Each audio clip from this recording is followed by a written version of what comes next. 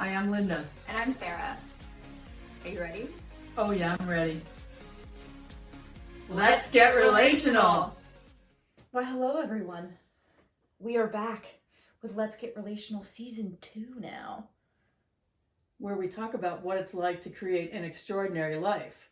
Season 1, we talked about all kinds of relationships, all the ways that you relate to people in your life, whether it's peers or moms and kids and dads and daughters and the whole gamut. Yeah. And so we talked a lot about relationships, and what we realized throughout that episode was really what we're about is helping you create an extraordinary life. Yeah.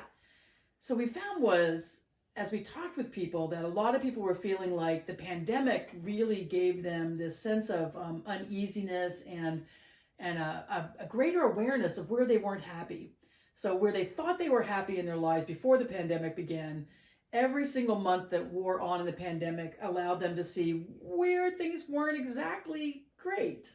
Yeah, it's like feeling, like everything's on the right track, you're doing the right thing, you're doing all the things, you're like, yeah, this is going pretty well, and then the pandemic hits and you're just like, oh, that was, I was walking around with like blinders on and noise canceling headphones for where I really am in my life. And I experienced some of that too, of like getting in habits and realizing that I really needed to break some habits to actually fulfill some dreams that I've had for like the last decade. Yeah. It's been the last decade. Yeah. Woo! The last decade. So yeah, maybe even a little more, but at least the last decade. At least the last decade. So yeah, I think one of the things that happened is people who were going along in their lives, successful relationships, successful careers, successful parenting, perhaps. All of a sudden, things were different and their way of relating was different. So a lot of things got brought to the surface. We saw a huge increase in alcohol use, a huge increase in domestic violence, a huge increase in child abuse. And that is not cool, to say the least. No. And so the thing that it made us really start thinking about in our own lives what are the challenges and the opportunities of a pandemic. And for me, I had to look at it from the perspective of I felt like it tore everything down to the bare minimums. And I really looked at what relationships made me feel expansive, what work made me feel like it was a joy to be alive, where did I really like myself, and where was I really happy in my life? What did happiness even mean? And it really gets so clear in a pandemic, and especially for us, we live in Northern California, and the isolation we've experienced. For those of you who live in other very open states and counties, we just got 25% indoor dining back.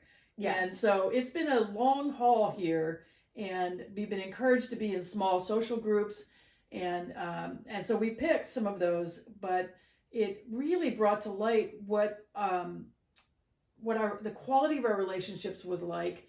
And it's not like we wanted to trade in our relationships. It wasn't like we were going like, oh, let's go find some new friends. No. It was, what's the quality of them like? And if I want it to be different, how am I going to be different? And how am I going to address that in those relationships?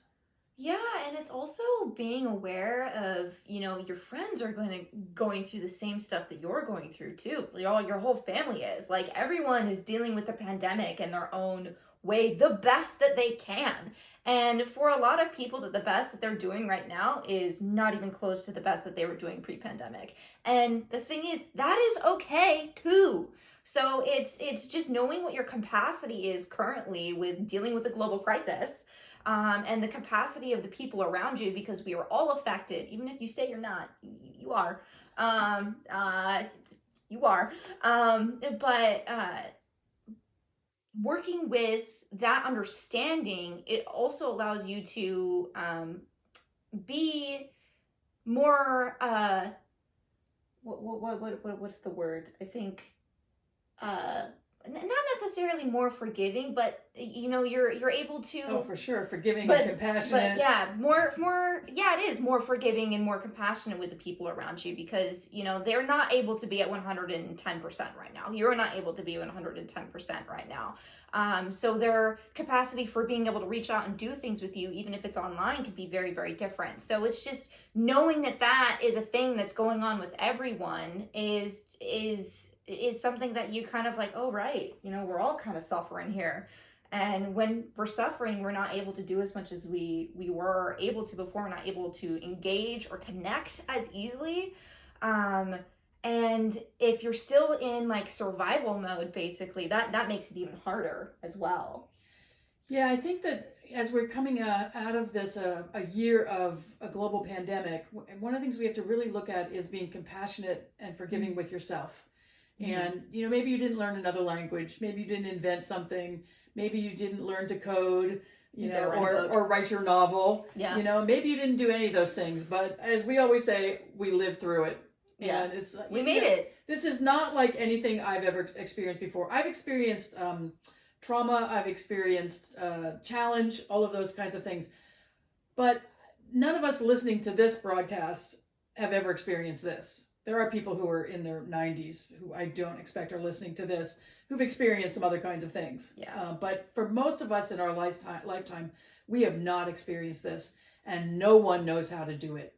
And no one is doing it right, quote unquote. Yeah, there's no rule book for this. There's no rule book for handling this kind of stuff, It's you're going with what works, and if it sort of works, then you'll go with it. Because it's all about surviving right now, where a lot of people are just in survival mode of just trying to like hang on to the remnants of normalcy that we have left. Well, and I think as we're coming out of it, I think what you're finding is that people are looking at, well, what do I want? I mean, there have been some really great opportunities from the pandemic, and that's part of what we wanted to talk about today. So, for one of the opportunities for me was to grow more deeply in certain friendships. Mm-hmm. For me, there was a period in my life when I loved having big parties. I'd have 200 people over, and when you're hosting the party, you're the person who's moving around everybody, making sure everybody's having a good time, but not a lot of time for quality intimacy kinds of conversations. Yeah. And everybody gets busy. Everybody's busy, and suddenly we weren't busy anymore. So what did that mean? And for me, it really meant exploring opportunities in friendships, and for me, exploring opportunities in patience. So that as I was frustrated with friends at times, and occasionally I was short with people, and I usually apologize. I think I might have missed that once or twice. And with Sarah, I'd be short with her or whatever, and not as understanding and compassionate as I maybe wanted to be. But it gave me a great opportunity to learn to be compassionate and forgiving of myself, and also to be able to go back and say, hey, I know I was kind of judgy, or I was kind of short, or maybe I was expecting too much of this, or maybe I wasn't clear in what I was asking for. And it's really given me the opportunity personally to look at all of those things in the way I communicate. Mm-hmm. And at the same time, it's made me look at who is too much work to communicate with. And I don't mean that to say that people aren't worth it. They are worth it to me. And I love the people in my life. But some of them, in a one-to-one basis, they don't have the capacity to connect and to have a conversation the way that I am craving now.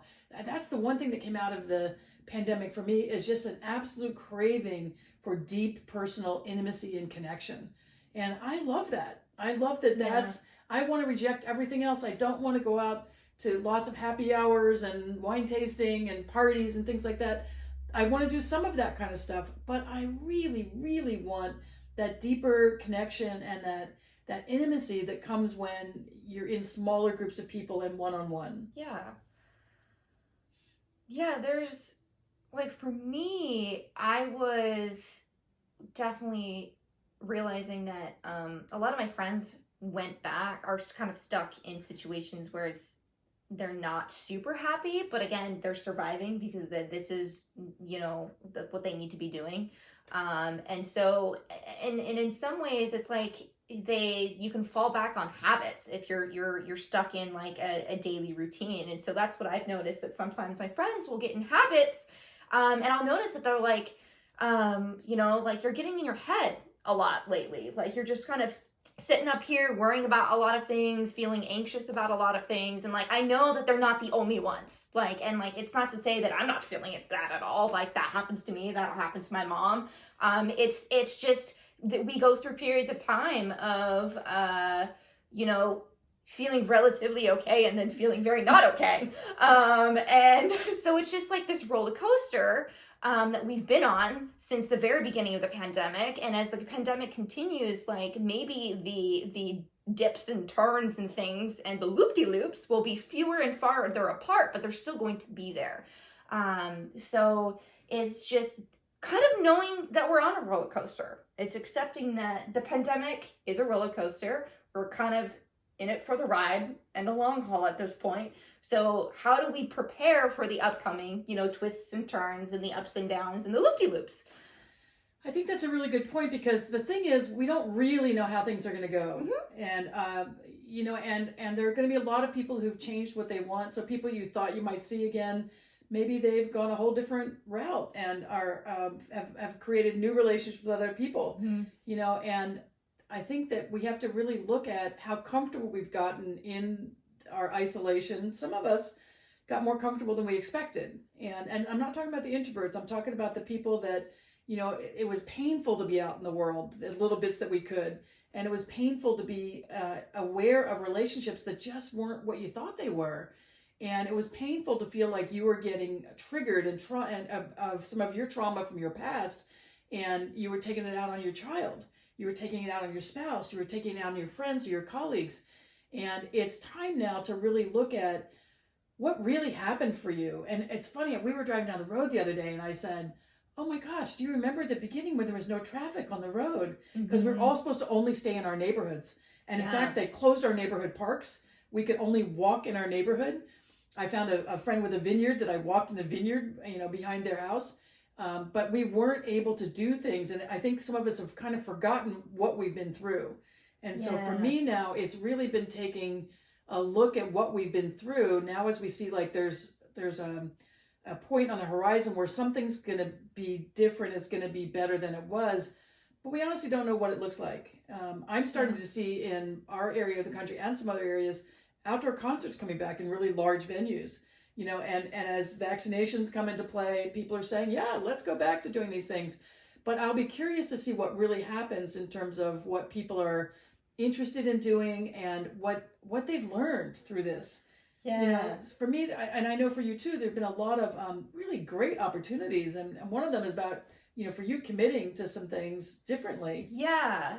Like the whole unfulfilled dreams, right? So like, with the pandemic, you're not having the opportunity to go out as often, so you're not as busy. You have some more free time on your hands. At least a lot of us have experienced that, including myself. And so in the very beginning, with trying to just cope with stuff, I played a lot of video games.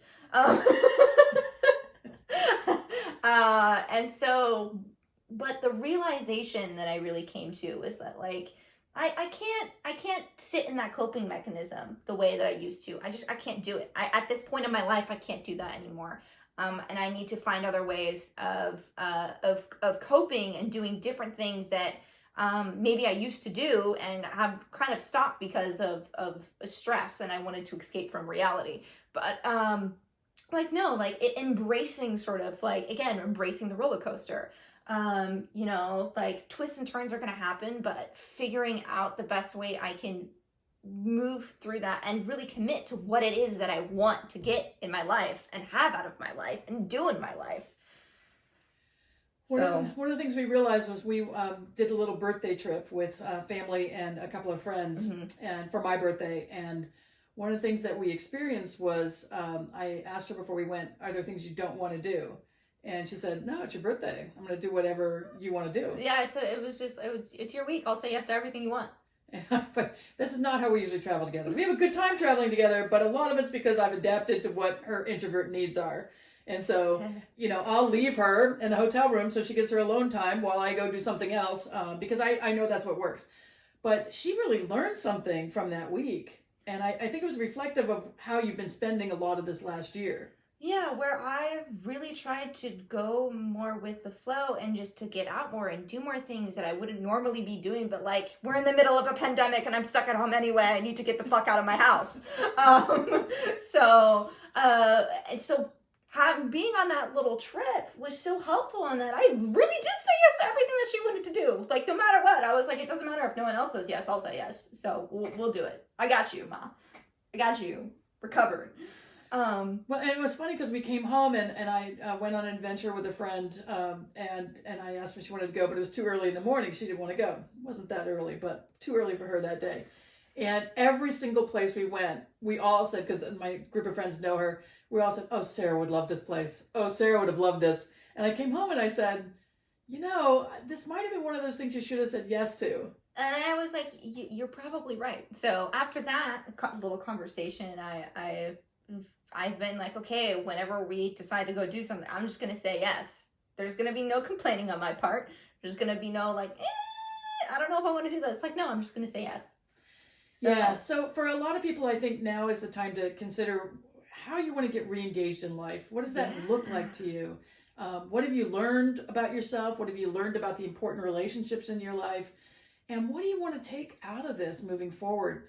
I don't care what you did during the pandemic. I don't care if you sat playing video games, reading books, watching movies. I don't care what you did.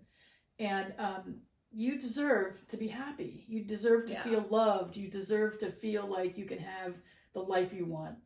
So my question to you moving forward is, what do you want to take out of this past experience into this next part of your life?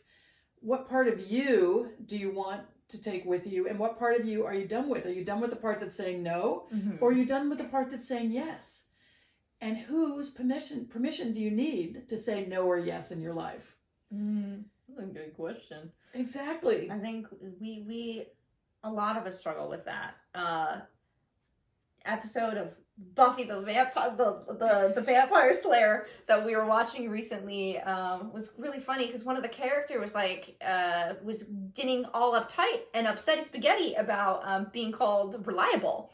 But that's kind of who she is, because she's like a book nerd. She does all her schoolwork. She's always on time. She's always at school, like never missed a day at school. And then it's just like, but what if I want to be fun?